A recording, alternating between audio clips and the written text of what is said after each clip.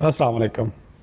Live life in crescendo मतलब ये है कि ज़िंदगी आप नुक्ताए अरूज पर रह कर गुजारें।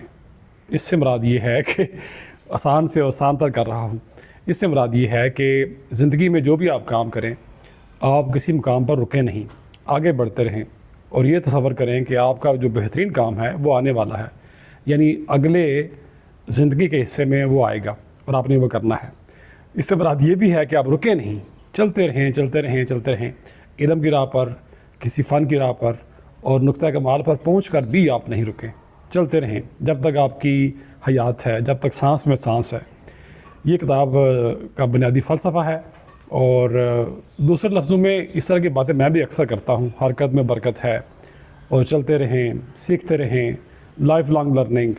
और एक साथ अटैच करूं ख़्याल को तो इस्लामी ख़्याल भी यही है कि आप अपने नफ्स का तज़किया करते रहें और बेहतर से बेहतरीन इंसान बनते रहें और नफ्स में या इंसानी असाब में या इंसानी अक़ल में इल्म जमा करते रहें।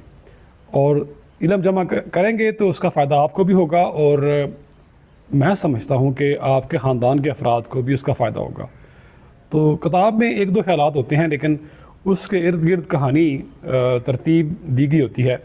और स्टीफ़न कोवी के बारे में आप जानते हैं, मशहूर मुसन्नफ़ है और स्टीफ़न कोवी इस किताब पर काम कर रहा था लेकिन रब ताला को प्यारा हो गया और चला गया।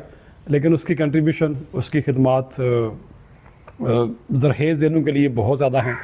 और बाद में उसकी बेटी ने, शायद नाम है सिनिथिया कोवी हेलर, बाद में उस बेटी ने, बहादुर बेटी ने जो स्टीफ़न कोवी की बेटी थी, उसने इस किताब को मुकम्मल किया और बड़ा शानदार अंदाज़ में लिखा, आसान तर अल्फाज में कहानी बनाकर।